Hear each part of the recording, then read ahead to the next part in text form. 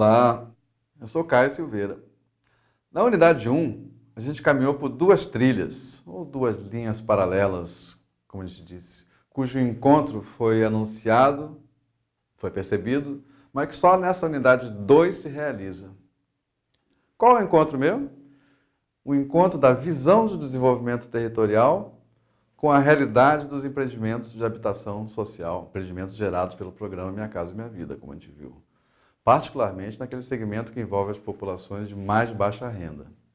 Bom, no material da unidade 1, a gente chega à percepção de que a política habitacional produziu novos territórios, na forma de mega empreendimentos, marcados predominantemente por traços como a precariedade da inserção urbana, a alta densidade e quantidade populacional, a restrição de acesso a equipamentos e serviços e a ausência de vínculos de identidade, pertencimento e comunidade.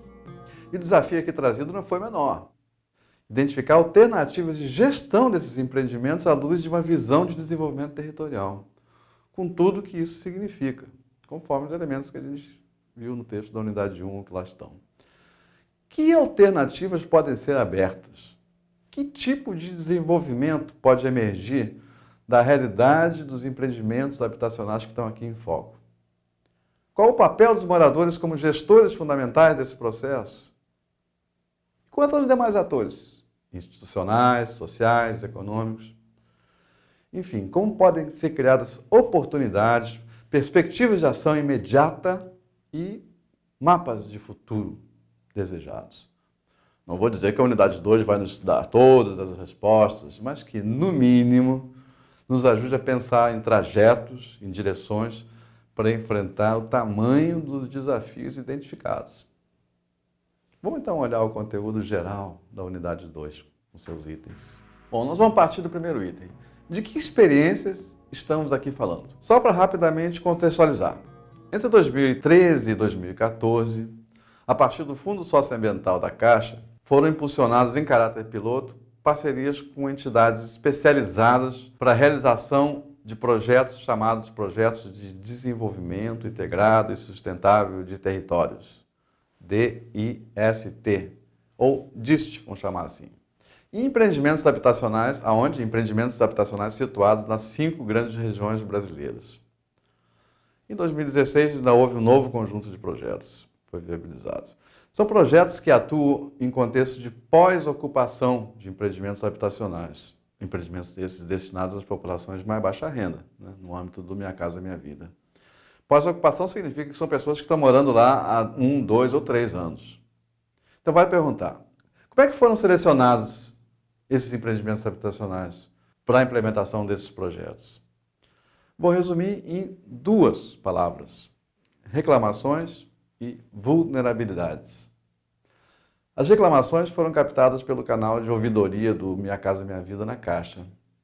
E as vulnerabilidades foram detectadas pela avaliação dos empreendimentos, pelos órgãos da Caixa também, a partir de variáveis físicas, sociais, ambientais e econômicas. Quanto piores essas variáveis, mais os empreendimentos se tornavam candidatos a receber os projetos. Isso significa o quê? Significa que os critérios de seleção envolviam não as potencialidades, mas sim os fatores críticos, as situações de risco, o volume de problemas detectados. Portanto, nesse contexto de desafios que foram propostas e implementadas iniciativas de desenvolvimento em territórios de Minha Casa Minha Vida, essas experiências que nós estamos falando.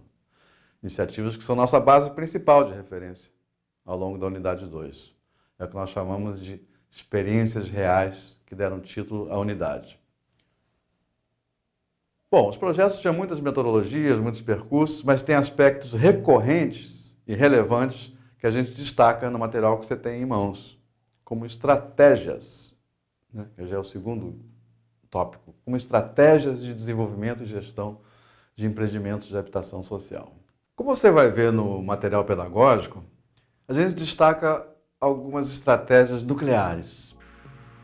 A construção do protagonismo local em todo o processo de gestão. O trabalho de articulação institucional. A criação de instâncias de gestão social do território, grupos, equipes, comitês, fóruns. a apropriação de instrumentos básicos de gestão, como diagnósticos e planos de desenvolvimento, a necessidade de criação de uma identidade territorial, veja bem, criação de uma identidade territorial, que falta, e especialmente o desenvolvimento de capacidade dos atores locais. Bom, a partir das estratégias que a gente mencionou aqui, a gente aponta lá realizações, algumas realizações. São realizações muito vivas, são realizações de uma história recente que eu testemunhei diretamente, sobretudo no período entre 2014 e início de 2017. Acho que ainda não contei para você, mas eu trabalhei como consultor do Programa das Nações Unidas para o Desenvolvimento, o PNUD, na produção de conhecimento e no acompanhamento da fase inicial desses projetos. E é desse chão, desse pé no chão, que eu falo com você. Pode ter certeza que não são ideias solitárias, são ideias compartilhadas por muitos atores que viveram essa mesma história. Então, no material que você tem em mãos, há imagens e exemplos de realizações, coisas que de fato aconteceram. Claro que a gente não tem agora tempo para falar de tudo, mas só para a gente ter uma percepção, eu vou enunciar aqui de modo bem resumido alguns tipos de realizações. Agentes locais de desenvolvimento, formados e atuantes como gestores e comunicadores, instâncias locais de gestão criadas, diagnósticos realizados, planos de desenvolvimento territorial construídos, empreendedorismo local fortalecido e ampliado, acesso à educação financeira e a recursos financeiros, práticas artístico-culturais acessadas e promovidas pelos agentes locais, educação ambiental e patrimonial promovida, espaços comuns sendo requalificados e por aí vai. Aí veja no material pedagógico, certamente ali tudo fica bem mais visível, bem mais palpável. Porém, as experiências carregam e mostram não apenas realizações, mas também novos desafios. Isso é, nas práticas dos projetos de apoio à gestão dos empreendimentos habitacionais. Destes desafios, como você lerá no material, o mais forte é o da articulação institucional, especialmente, mas não apenas, no relacionamento com as prefeituras municipais.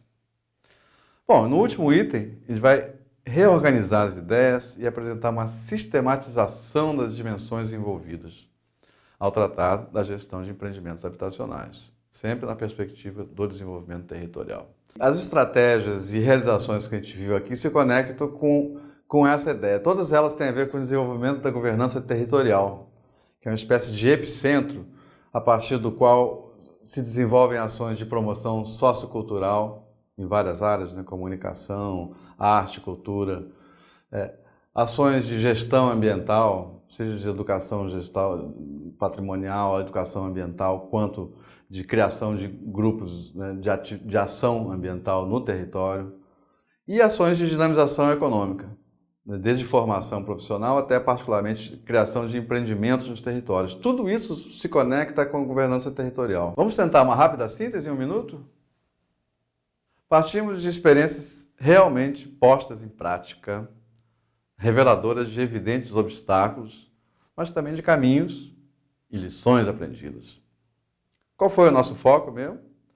As estratégias de apoio à gestão de empreendimentos habitacionais, onde passaram a morar cerca de 2 milhões de famílias nas faixas de mais baixa renda no Brasil. Bom, a gente está entendendo aqui a gestão de empreendimentos habitacionais no sentido mais amplo do termo, isso é, à luz de uma visão de desenvolvimento territorial. Nós não tratamos as experiências caso a caso. A gente tratou como se fossem frutas que, reunidas, a gente extrai um suco, como umas plantas que a gente busca a essência. Ou seja, a gente acentuou o que nos pareceu mais recorrente e relevante nas estratégias. Os desafios são numerosos e intensos, como você viu, mas não tem como voltar no tempo. Um imenso contingente populacional hoje habita os territórios produzidos pela política habitacional. Sem dúvida, é impossível reverter esse quadro. Mas talvez seja possível algo mais do que compensar e remediar, o que já não seria pouco. E é nesse pouco e talvez nesse algo mais que as estratégias aqui expostas deixam suas lições. A gente sabe muito bem da amplitude das linhas de ação que nós estamos a trazer aqui.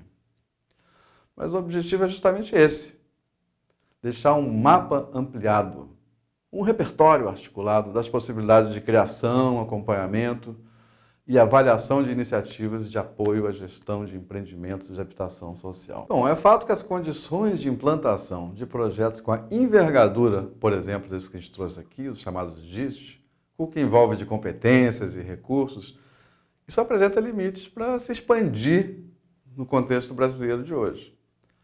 Mas o seu potencial de recriação em outros empreendimentos habitacionais é imenso, ainda que em menores proporções. Essa é uma ideia básica que eu quero trazer aqui. E que sirva para a nossa reflexão, para a nossa inspiração. É tudo o que espero.